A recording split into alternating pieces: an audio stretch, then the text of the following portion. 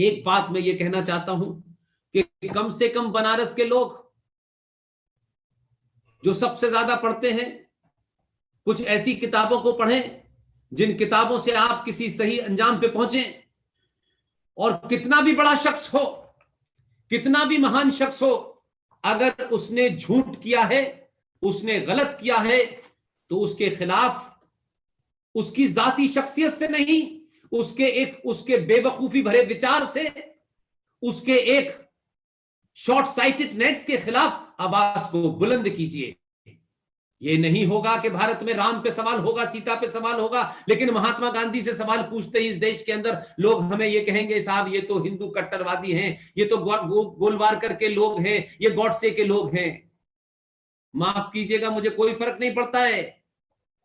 ये किताब है, इस किताब का नाम है गांधी एंड अनार्की, और इस किताब के लिखने वाले हैं सर सी शंकरन नायर। सर सी शंकरन नायर, इस किताब को उन्होंने लिखा है। अब आप पूछेंगे सी शंकरन नायर कौन थे सतीश भाई? सी शंकरन नायर 1897 में, 1897 में महाराष्ट्र के अमरावती में जो कांग्रेस का अधिवेशन हुआ उसकी अध्यक्षता कर रहे थे। 1897 में अमरावती कांग्रेस के अधिवेशन की अध्यक्षता कर रहे थे, हार्डकोर कांग्रेसी थे। 1908 में बाद में मद्रास हाई कोर्ट के जज बने। इन्होंने यह किताब लिखी है, और इस किताब के पेज नंबर 132 पर अपेंडिक्स 3, पेज नंबर 132, किताब का नाम है गांधी एंड अनार्की, राइटर का नाम है सर सी शंकरन नायर, कांग्रेस के अध्यक्ष थे। इसके किताब के पेज नंबर 132 अपेंडिक्स 3 में एक आर्टिकल लिखा है, एक विदेशी महिला ने लिखा है, जिसका आप सब लोग नाम जानते हैं। वो 1917 में इंडियन नेशनल कांग्रेस की अध्यक्ष थी। उनका नाम है एनी बेसेंट। पेज नंबर 32 पे, 132 पे एनी बेसेंट ने आर्टिकल लिखा है, और लिखा है कि किस तरीके से, उस चैप्टर का नाम है अगोनी ऑफ मालाबार, इस देश के महात्मा गांधी की मूर्खता,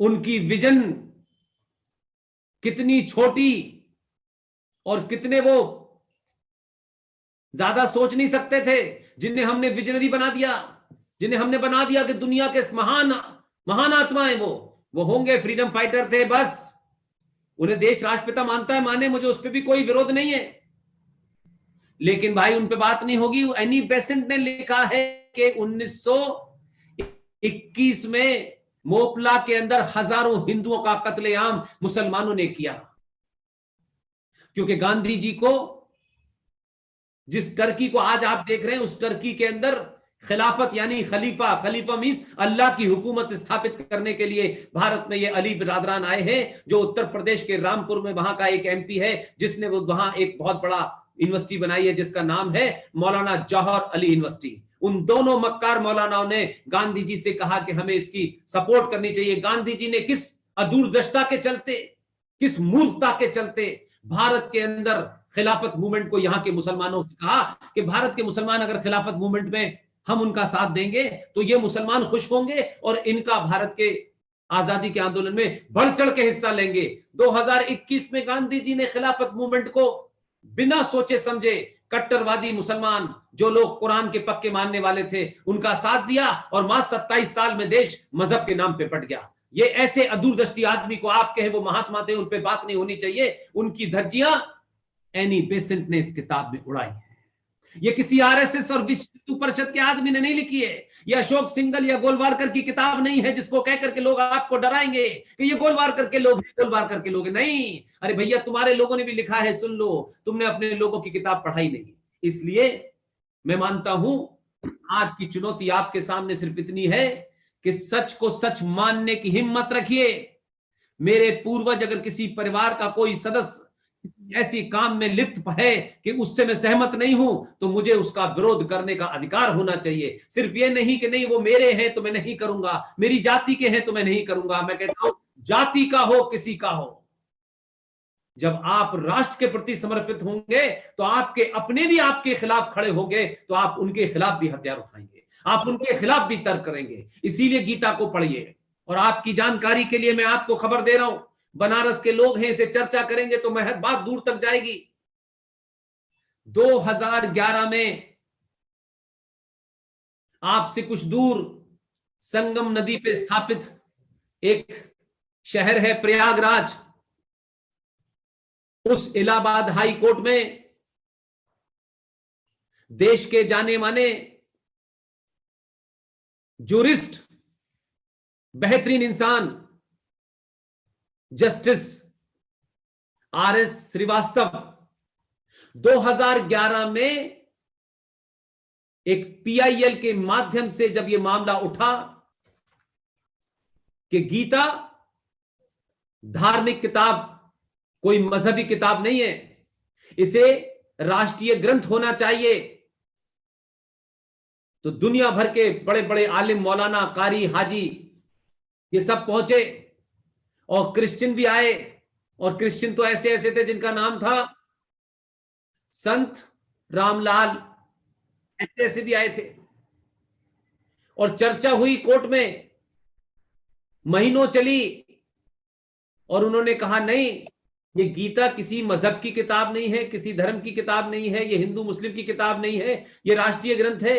एक भी मुसलमान, पूरी पूरी टीम आई, क्रिश्चियंस की टीम आई, महीनों के मुकदमे के बाद वो मुकदमा हार गए। उन्होंने माना कि इसमें कुछ भी चीज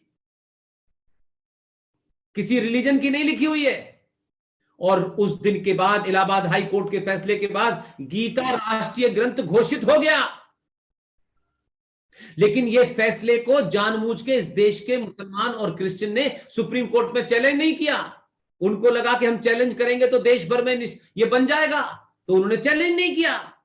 लेकिन मध्य प्रदेश सरकार ने अपने यहां राष्ट्रीय ग्रंथ घोषित कर दिया है। गीता का किसी पूजा पद्धति से, किसी सेक्ट से कोई लेना देना नहीं है। इसलिए मैंने कहा कि गीता आपका राष्ट्रीय ग्रंथ है। इसको अभी तक इलाहाबाद हाई कोर्ट के फैसले को 2011 से 20 तक चैलेंज नहीं किया किसी ने। लेकिन क्या यह हमने अपने बच्चों को बताया कि गीता हमारा राष्ट्रीय ग्रंथ है? सुप्रीम कोर्ट के और हाई कोर्ट के फैसलों को तो हम बहुत बताते हैं। तो जागरूक करने की जरूरत है। समाज जब भी जागरूक होगा जब सत्ता से हटकर के, अपने निजी स्वार्थों से ऊपर उठ करके राष्ट्र के प्रति उसमें एक सोच पैदा होगी, तब वो पढ़ेगा। इसलिए कुछ कुछ किताबों के जिक्र में हर बार करता हूं, आपके सामने फिर इसलिए करूंगा कि जागरूक जनता बनारस की इन किताबों को खरीदे और इनको जरूर पढ़े। और कुछ किताबों को इसलिए पढ़े कि उसके बाद आपको पता चलेगा आप कौन हैं। हमने और हमारे बुजुर्गों ने, हमारे पूर्वजों ने शोर नहीं मचाया, बड़ा काम करके गए। सतीश भाई, ये किताब है वीएस नायपॉल साहब की जी, और इंडिया। इस किताब का नाम है ए वुंडेड सिविलाइजेशन। और कमाल की बात यह है कि जिस साहब ने किताब लिखी है, उनको आप सोचिए कि 1971 में बुकर प्राइज मिला और 2001 में उन्हें नोबेल प्राइज मिला। और इनका नाम है विद्याधर सूरज प्रसाद नायपॉल, जिसे हम वीएस नायपॉल के नाम से जानते हैं। इस किताब को मैं जितनी बार पढ़ता हूं उतनी बार मुझे गुस्सा आता है, उतना ही मेरे अंदर और चिल्लाने का जोर करता है कि मैं और जोर से चिल्लाऊं। इसका जिक्र नहीं हुआ किसको मैग्सेसे अवार्ड मिल गया, कौन ले आया, कौन ज्ञान दे रहा है टीवी में बैठ के, हम उसकी चिंता करते हैं। इस किताब को पढ़ लें तो आपको विजयनगर में क्या हुआ है, वो क्या था, भारतीय संस्कृति क्या थी, तो आपको समझ आएगा कि हमने क्यों नहीं पढ़ा। इसलिए एक और किताब है जिसका जिक्र आपके सामने इसलिए भी करना चाहता हूं कि आप उसे जरूर पढ़ें। किताब का नाम है Kashmir 1947। Rival versions of history, RIVAL, rival versions of history, Kashmir 1947। इस किताब के राइटर जिंदा हैं, सीनियर हैं, उनका नाम है प्रेम शंकर झा। इस किताब को पढ़ लेंगे तो मजे की बात पता चलेगी, और सैम मानेकशॉ ने क्या सरदार पटेल के बारे में बताया और क्या नेहरू जी के बारे में बताया, आप सुन के आपको मजा भी आएगा और लगेगा कि जो लोग हवाई बातें करते हैं उनको जवाब भी दे सकते हैं। इसलिए हमारे यहां बार बार, आपके यहां तो उत्तर प्रदेश में समाजवादी सरकार बहुत आती है, लोहिया पार्क तो बनाया उन्होंने कि साहब ये लोहिया पार्क है, लेकिन लोहिया के मानने वालों ने, लोहिया ने जो किताब लिखी थी वही बता देते, उस किताब को नहीं बताया। इसलिए मैं कहता हूं वो किताब भी मेरे पास है, मेरी मेज पे ही है, और मैं उन किताबों को लेके इसलिए बैठता हूं ताकि कोई आदमी ये ना कहे कि पुष्पेंद्र जी ने बताया नहीं। कि मेरी अपनी एक कहावत है, अलीगढ़ में ये कहा जाता था कि झूठे को घर तक छोड़ के आना चाहिए। राम मनोहर लोहिया ने जो किताब लिखी है उसका नाम है guilty man of India's partition, guilty man of India's partition by Ram Manohar Lohia. 12 अक्टूबर को अभी उनका जन्मदिन था या पुण्यतिथि थी, मुझे नहीं पता। जो लोग सावरकर को बताते हैं उन्होंने जो है झूठ बोल दिया था और उन्होंने ऐसा कर दिया था जिसके चलते माफीनामा लिखा था। इस किताब में राम मनोहर लोहिया ने मौलाना आजाद और जवाहरलाल नेहरू की धज्जियां उड़ा दी हैं, धज्जियां उड़ा दी हैं उन्होंने। हमारे यहां लोग पढ़ते नहीं है और उन्हें बताया नहीं जाता, इसलिए मैंने कहा कि हमारे यहां सिर्फ सेलेक्टिव बताया जाता है। और राम मनोहर लोहिया ने सावरकर के बारे में क्या लिखा था ये कभी लोहिया के चेलों ने नहीं बताया। पार्क तो बना दिया। जो लोग गाली देते हैं स्वतंत्र वीर सावरकर को, उन्होंने सावरकर के बारे में क्या लिखा है। सावरकर 1966 तक जीवित रहे और लोहिया जी 1967 तक जीवित रहे। उन्होंने सावरकर के बारे में लिखा है, सावरकर उन दूरदर्शी राजनीतिज्ञों में से थे जो समय के प्रभाव को बहुत पहले से आंक लेते थे। विभाजन की विभीषिका से बहुत पूर्व ही उन्होंने देश को सावधान कर दिया था। 100 वर्ष बाद भारत सावरकर को पहचानेगा। ये पढ़ाया होता तो ईमानदारी होती, नहीं पढ़ाया इसलिए झूठ पैदा हो रहे हैं, झूठ ही चल रहे हैं। इसलिए एक और किताब है, उस किताब का नाम है Muslim politics in secular India, written by Hamid Dalwai. ये महाराष्ट्र के थे, उन्होंने बखिया उधेड़ती है हिंदुस्तान के मक्कार पॉलिटिशियन मुसलमानों की, जो कितने खतरनाक थे। एक और किताब है, किताब का नाम है India from Curzon to Nehru and after Bhai Durgadas, chapter 13 page 353 पे पढ़ लीजिएगा कि नेहरू जी ने क्या राजेंद्र प्रसाद के साथ जघन अपराध किया। My frozen turbulence in Jammu Kashmir, Sialkot में पैदा होने वाले 52 साल के अपने जीवन के आखिरी पड़ाव में है। जगमोहन जी की किताब है कश्मीर के बारे में, उससे ज्यादा ईमानदाराना किताब किसी ने नहीं लिखी, लेकिन वो किताब को हमने नहीं पढ़ाया, हमने उसे आगे बढ़ाया नहीं। इसलिए हमारे यहां जो किताबें पढ़ी जानी चाहिए थी वो पढ़ी नहीं गई। और आज के दौर में लोग कहते हैं, मैं कहता हूं ये क्लैश ऑफ सिविलाइजेशन है। टेंट से निकली हुई तलवार की जोर पर पूरी दुनिया को फतेह करने वाली सभ्यता और अपनी वाणी से, अपनी आस्थाओं से, अपनी परंपराओं से, अपने सरोकारों से और पूरी दुनिया को अपना परिवार मानने वाली सभ्यता के बीच का झगड़ा है।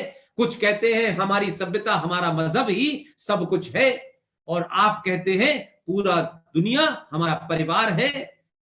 हम पूरे दुनिया को एक घर की तरह देखते हैं। हम पूरी दुनिया के कल्याण की बात करते हैं, विश्व कल्याण की बात करते हैं। इन दो संस्कृतियों में कभी भी एक नहीं हो सकता।